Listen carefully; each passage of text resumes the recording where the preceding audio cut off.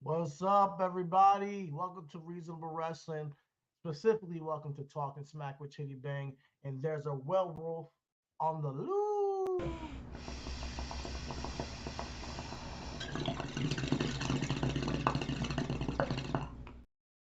Welcome to the Underground of Professional Wrestling Podcast. I am your host, Chidi Bang, here to talk to you about Smackdown tonight. And boy, we got a shocker, man. We got a surprise, something that I did not expect. Like there was a surprise on Monday, but we kind of all knew, okay, there's this countdown going on. There's gonna be a debut tonight. We've been talking about it since before WrestleMania. Jacob Fatu, excuse me, signed with WWE before WrestleMania. And we're like, all right, when is he gonna debut? Maybe Raw after Mania. Will he debut with Solo? At in the new Bloodline with Tama Tonga and them. So it was like a matter of time before he actually showed up. I thought that we're going to probably get a Roman return before we got Jacob showing up, but lo and behold, tonight was the night. Jacob Fatu, the Samoan Werewolf, has arrived, and SmackDown has joined the Bloodline along with obviously Solo Sokoa, Tama Tonga, and Tonga Loa. Man, so let's get right into it, man. This night, first of all, both shows, Raw and SmackDown, were incredible this week. They had a really good setup. Something that I like to see is how the light opens and closes. You know, but more than anything, this debut of Jacob Fatu just makes the bloodline that much more competent and deadly. People have been talking about how Solo, talking and maybe he's not, really, going to fit the mold of the guy who can hold the reins, quote, pun intended, of the tribal chief, of the head of the table. Um, but with this backup of Jacob Fatu, Tonga Loa, and Tama Tonga, man, that is a viable threat on SmackDown. I want to see Solo Sokoa in the championship contendership space with Cody Rhodes leading up to Money in the Bank. I want him to have Cody in check, like he's saying. Tonight, he made a comment to Paul Heyman saying that, sorry to tell you this because, I love you, but Roman Reigns is not coming back. And earlier in the night, during CM Punk's promo, which we'll get to in a moment, uh, you know, Paul Heyman came out and was basically begging CM Punk to like save him from the bloodline and take him with him. But that comment about Roman Reigns not coming back, that's intentional. That's something that will come into play because the fans have been chanting, we want Roman every single week. So when Roman does finally appear, it's going to be a huge deal. Adding that slight bit of doubt that Roman's not coming back, especially in the storyline with Paul Heyman and everything like that, really solidifies Solo as the man right now of the bloodline in the Samoan dynasty on WWE. Because think about it, he took out Jimmy Uso, has recruited all these guys. He's pretty much the leader, obviously, and he's been here the longest out of the guys who are actually in the bloodline. He's just recruited all these new guys, so they're following his lead. And with Jacob Fatu, um, let's talk about the main event was Solo Sikoa versus Cody Rhodes. Ended up in a brawl, disqualification because Tangaloa and Tama Tonga came in to interfere. They were then Cody was then saved by Randy Orton and KO, which pretty much evened the odds. At some point, you got Solo Sikoa was by himself, bending down to so say the heel thing, have his hands up, asking for grace, and he gets a smirk on his face. And once he does that, I'm like, something's about to happen here. They just took out Tama Tonga. They just took out Tonga Loa. Did not see, that happen. That Jacob showing up. He ends up super kicking Randy Orton, getting him out of the way. He ends up receiving a super kick from KO, and then hitting him back with one. He just ate that shit. And then he's brawling with Cody Rhodes. That leads to the outside where he puts him on a table, eventually splashes him from the top of the ring post through the table. Cody's been taking these splashes since. Man, he took one from Logan, but he took another one tonight from Jacob Fatu. Um, great debut for Jacob. honestly solidifies him as a threat. Taking out three of the top guys in the company by yourself essentially is a good way to show yourself as a threat. Came in there, looked savage, looked aggressive, looked like the part. And as we know, if you don't know him, he is one of the most athletic guys that in the ring that you can see with the size he has and what the things that he can do in those rings. Telling you right now, Jacob Fatu and Kevin Owens is gonna slap. If they give these two guys time, they can probably put on one of the matches of the year. Jacob Fatu has the ability to have a great match with most of the people on the card. So I'm really excited to see where he goes with this because now with Tonga Loa, Tama Tonga, Solo Sokoa really rounding out the group, I believe down the line, this is going to help all these guys, get a little bit more cachet to move on in their solo careers down the line. But for the time being, come on, bro. Like we're in a perfect spot for a bloodline versus bloodline rivalry one day with Roman and the Usos, and maybe Sammy again versus this new version of the bloodline. So you never know.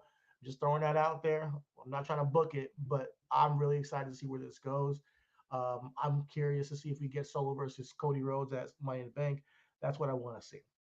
And not only that, like I've been saying for a long time, I want to see Solo stay around the upper mid Carter to main event scene even after this. I was talking to my nephew today, who's a huge fan.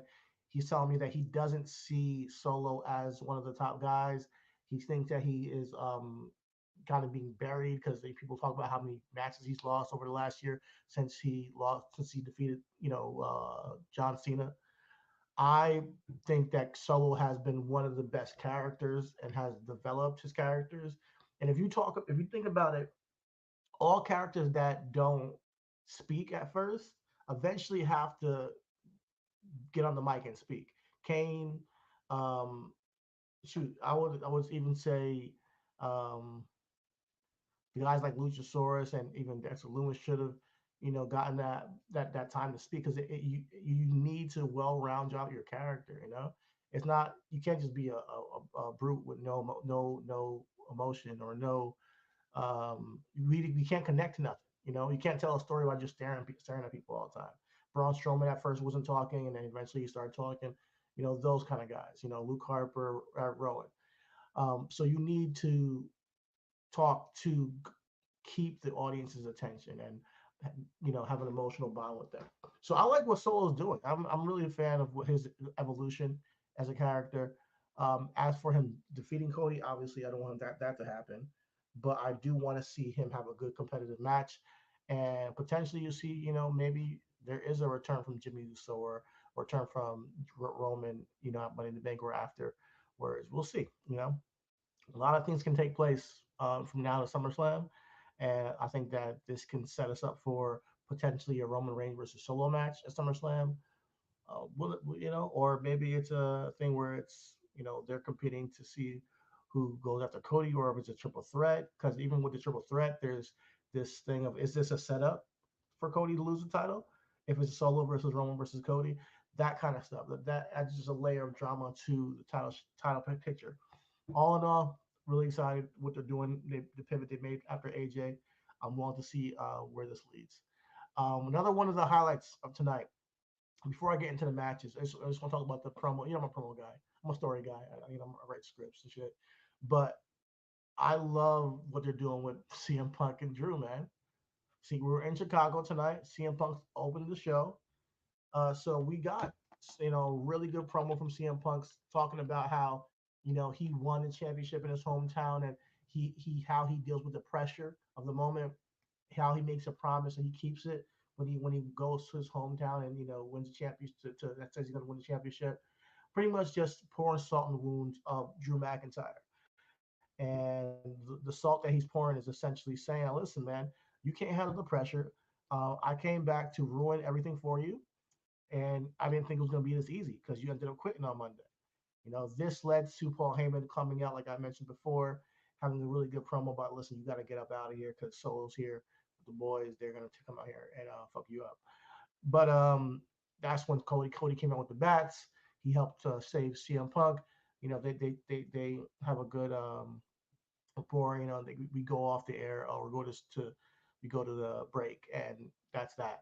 Later on in the night, there's a promo backstage where it's Grayson Waller talking about Austin Theory not being there because DIY took him out last week.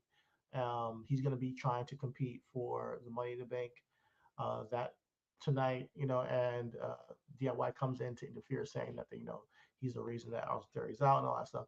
But nothing they're here nor there. We hear a huge commotion behind them because there's a big garage gate that they're standing in front of. All we hear is somebody hit that gate. So there's commotion, and the gate moves up, and what we see is our guy CM Punk lying there bloody on the concrete. My guy, Joint Roller Ayatollah is here making a pop-up hot tag for talking. Sometimes you gotta pop out and show niggas. Can you hear me? Yeah. Can you hear me? Can you hear me? You. You can't hear me? Hold on. It's probably me. I've been having audio issues all day, guys. I hope that you guys can hear me because I've been talking. No, I can hear you. I can hear you. Thank God, because shit, if you guys couldn't hear me, I would so heartbroken.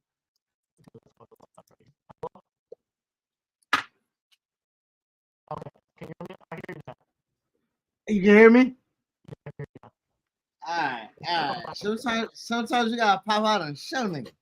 Sometimes you gotta pop out and show you know it. No, man. I just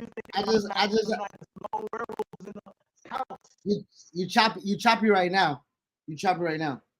But what I had to do is Jacob Fatu. Come on. I'm gonna let you go. I'm gonna let you take the rest of the show. I just had to pull up like a kid, like Schoolboy Q on the set. You know what I'm saying? I just had to, this nigga Jacob Fatu is a star, a certified bona fide star, and the way Solo set him up. I know you talked about it, but the way Solo set him up and was in the corner, it was like, you foolish fools. You foolish fool. And Randy, Cody, Kevin Owens all taken out by one dangerous individual. I heard you say what they're going to get from Jacob, man. People, if you don't know, like I said before, he's one of the most athletic big men I've seen ever. And the thing he can do in that ring, you can have great matches. Like, if all they really use the right way, he's putting on banger after banger after banger.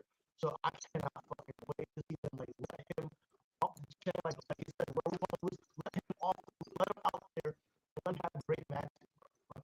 That's what I love to see.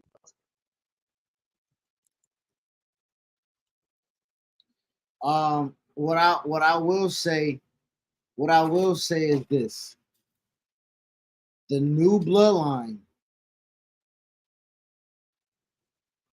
looks a little bit more dangerous. Now I know old bloodline was more established. We talking about Usos, we talking about Roman, then we get the show up of Solo Sikoa. Okay. But you telling me the Sons of Haku, who I just sent to the group chat, I send it to you, or I think I meant to send it to you. Take her talk about what's it was a question posed to him about have anybody like threw stiff ones to you or something like that. And he was like, I don't like being chopped. And they said, Haku chopped me. I grabbed that brother and I realized it was Haku. And he was like, I just had to take it. Taker just had to take it. You talk about the offsprings of a nigga who is the most revered and feared dude in all of pro wrestling. His offsprings, his sons.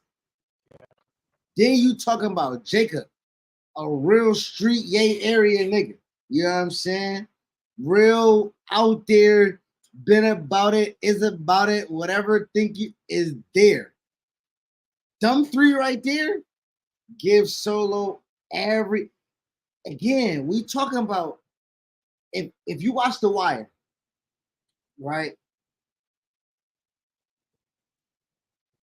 When it's not Avon block no more, when it's not Stringer Bill block no more, shit.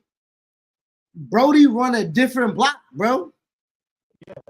Brody run a different block, bro. It's Solo is Brody to me. I was like 20 years late, but I'm going to. But I hear you. You're pretty much saying like, yo, when the boss dog is out and the henchmen take over, they have a different way of running shit. Right? What'd you say? I can't hear you. Speak to the mic. I can't hear you. Yeah. Fuck, yo. Switch the mic. Switch the mic real quick. Switch the audio source one time for me. See if it make a change.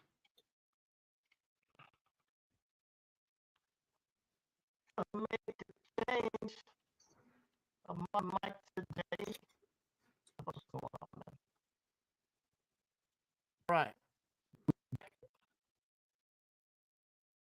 Say something. Let me hear. Let me. I heard a click. I heard a pop. What you just changed?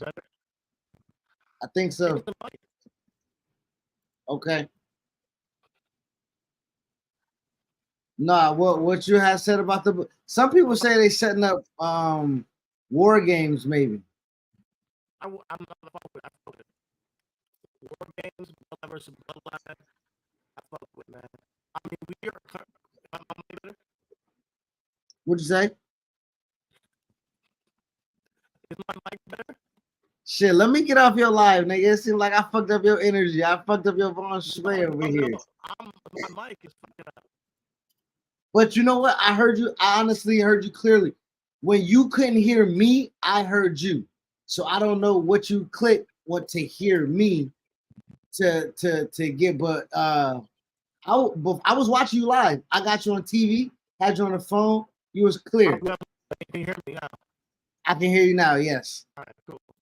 Listen, man, I was saying, I fuck with it. The idea of Bloodline versus Bloodline is going to be phenomenal for me. I think that the reunion of possibly Roman Uso, Sammy versus this group, I love it, man. And honestly, I'm a big fan of Solo. I'm a big fan of seeing him rise up the ranks. I'm a big fan of. I want to see Solo rise up the ranks. I know it's not going to happen, but I want to see Solo and KO would be fucking epic. They have a real blood feud that's in the making that are it's kind of underneath the top story that they can really tell. And I really want to see Solo and the bloodline, the new bloodline, to see pretty much the Wolfpack bloodline down to the small werewolf. Adding Jacob to it makes me feel like we're heading that way. Like, you know, there's a potential for that now. You know, I don't know how they're going to get there. I have no clue. But I'm really excited to see where they go. Like we said, Jacob Fatu is one of the best wrestlers in the world, and he's super athletic, and the things that he can do in that ring. Let him off to lose, let him, you know, and let him just go. Give him some time with KO. We're going to have a bang. Give him some time with anybody on the roster. It can get a match, a star-making match. Yeah, I can't wait for Jacob Fatu. I can't wait for Jacob Fatu to for sure truly make his real life mark on the roster. And realistically, I don't know, man. This was like a perfect show. Yeah.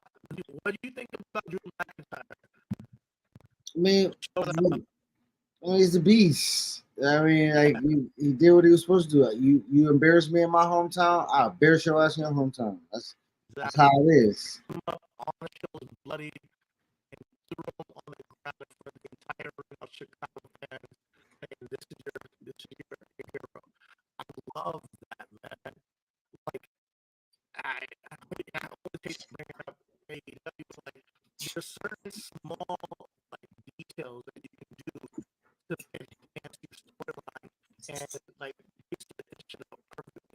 having the gate there, Austin, Grayson Waller and Daniel Wise are doing, you just hear boom, boom, boom on the gate, like something's happening behind it.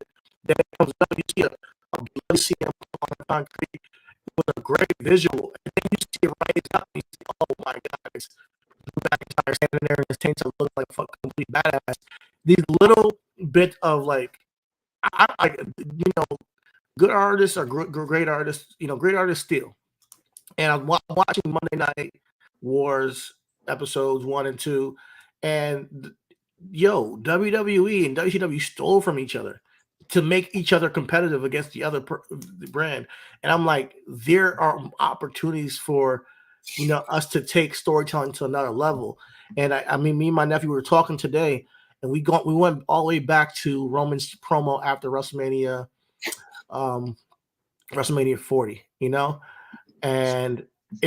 and actually 39, after WrestleMania 39, where he's like, listen, I'm waiting for somebody to take this from me, and you guys are gonna have to wait a little bit longer than 30 seconds if you guys want your stories, and we're trying to build something, we're trying to do something here with this storyline. And I think that was a challenge not only to the WWE and the roster that he is on, but the entire industry. He was calling out everybody. And that's what a leader should do. Raise the bar of the profession. Raise the bar of what they're doing. And what they did with Drew McIntyre and CM Punk to this point is another layer of completely away from the whole bloodline thing. But they've been adding little bits and pieces and drops over the time to build the anxiety and anxiousness of us wanting to see this match. I really am really satisfied with how they produced this shit. Because I cannot wait until Drew McIntyre and CM Punk link up because of the way they set this shit up. Well, I would say not only to not only specifically to Roman situation. I will go with what even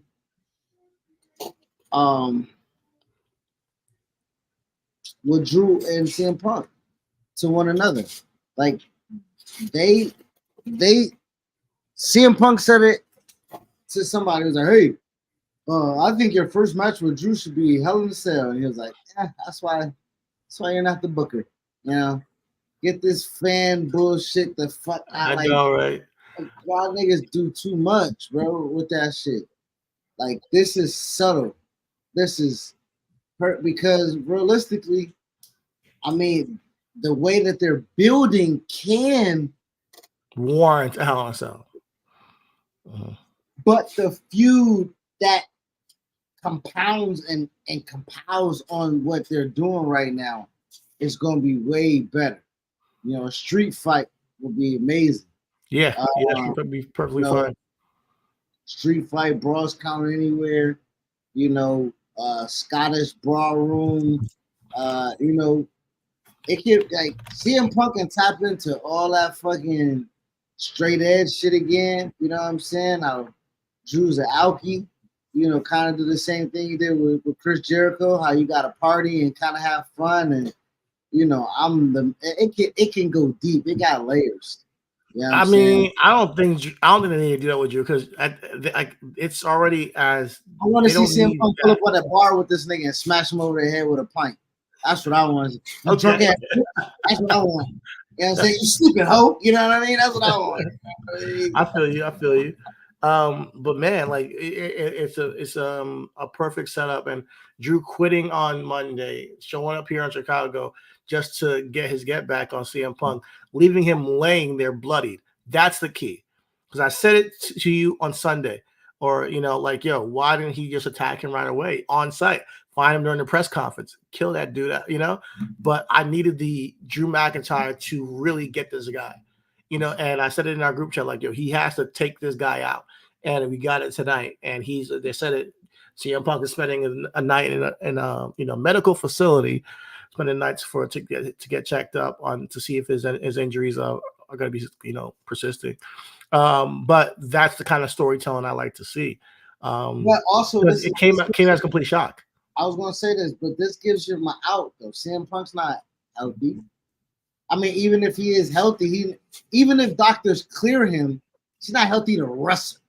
You see what I'm saying? Yeah. So this buys him a little bit more time. He get the ring rust off, come down to Orlando, run a couple ropes. You know what I'm saying? Do what he got to do to get back in shape, because everything he did to get in shape for Royal Rumble has been null and void for the past 6 months. Facts. Yeah. You know He has to get back in shape again. He has to, and right now, this is not a Money in the Bank angle. This is a SummerSlam angle. Let's be real. So this will be Drew McIntyre just But Drew's at the top of his game right now. Drew is absolutely at the top of his game. He's the best promo, best physique, one of the best wrestlers, right? And to be quite honest, you could have pulled the trigger with him and Damien. Something just doesn't click well with Damien with me. Maybe I got to give him a little bit more time. But Drew's prime for the spot. Yeah, I think Drew's prime for the spot as well. I think that we've been saying this since WrestleMania, So, but what makes it so good is that they're like, let's give him the title of WrestleMania and have him lose it right away.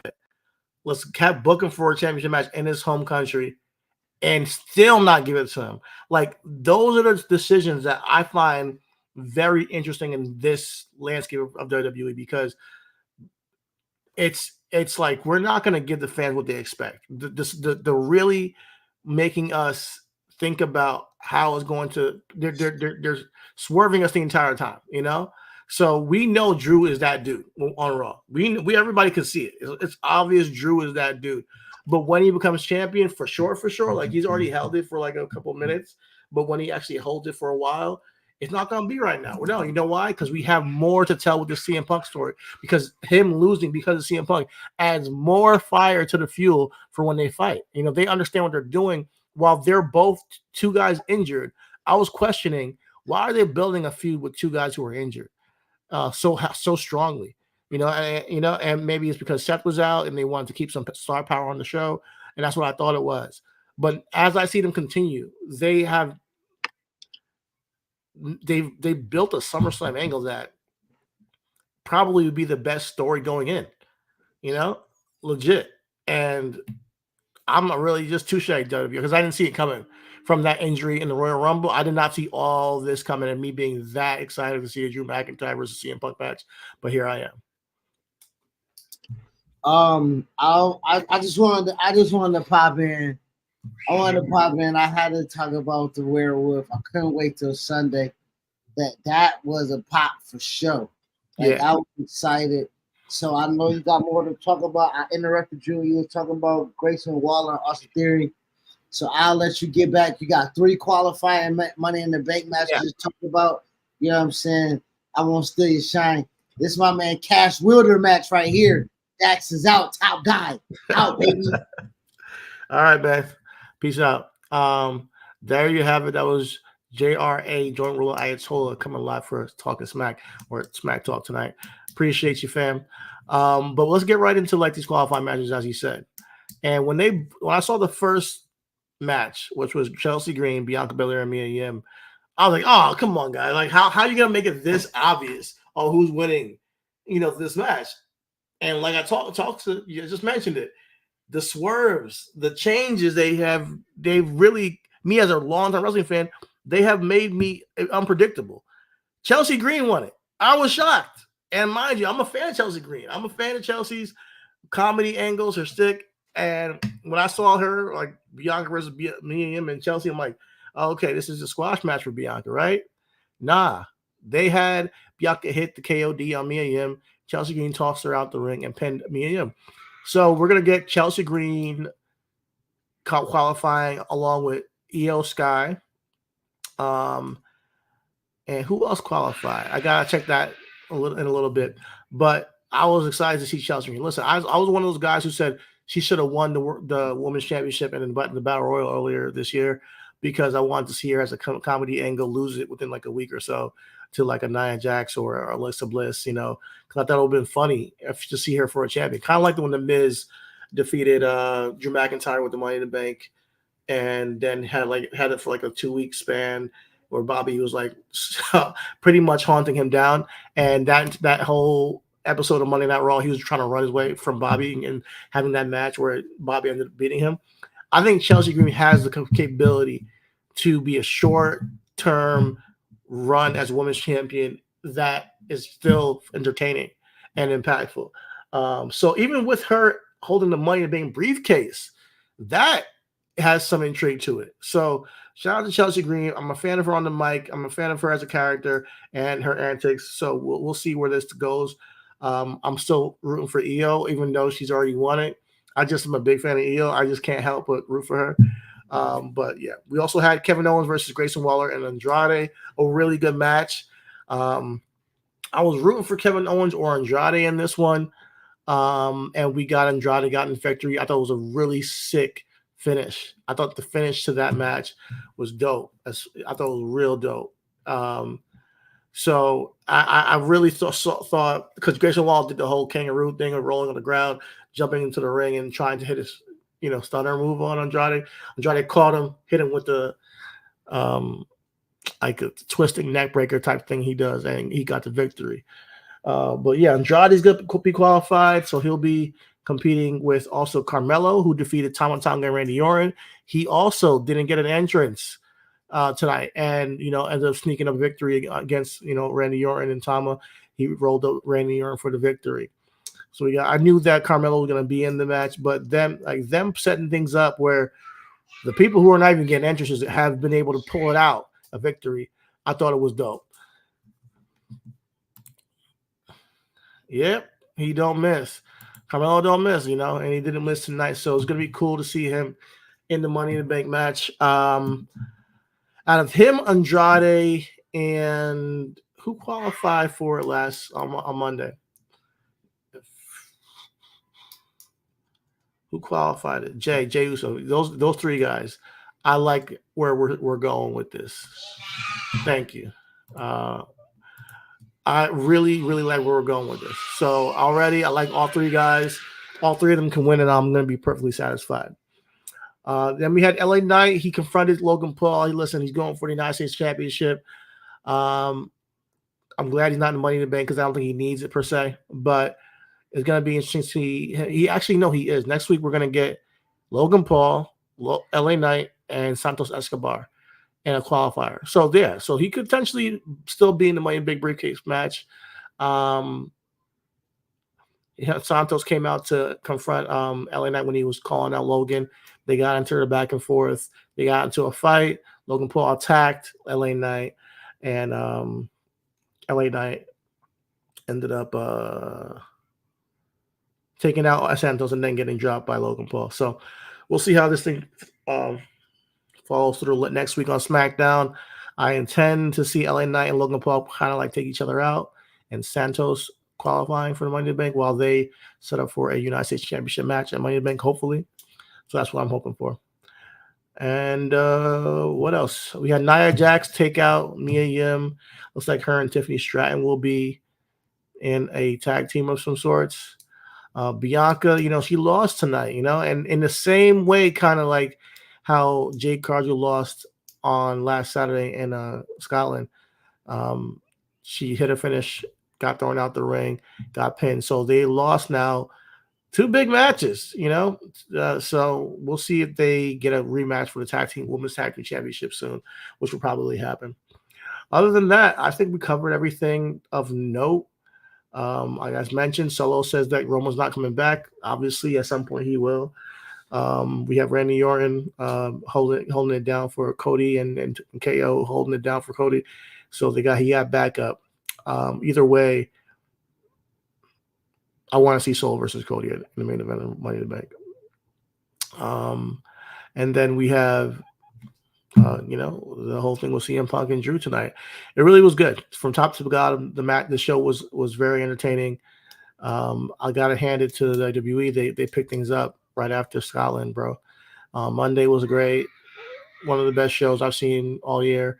And tonight was one of the best SmackDowns I've seen all year. So, and especially since WrestleMania, I'm talking about, because it's not fair to compare this to all those WrestleMania build-up match shows. But I think that's all. That's all for Smack Talk today with Chidi Bang. Thank y'all for listening. Thank y'all for joining us. Thank you, Joint Roller, for showing up and giving us our taste. Stay tuned. On Sunday, we'll be here live for the podcast where I can give you my takes on the entire week that was, including Raw, AEW, SmackDown, all that good shit. And what do we got coming up? I think in 2 weeks we got Money in the Bank. So it's not going to be too long before we're back on the PLE tip. And then it's SummerSlam, bro. All right. We'll holler at you guys on Sunday. All's love. Everything is wrestling. Talk to you soon.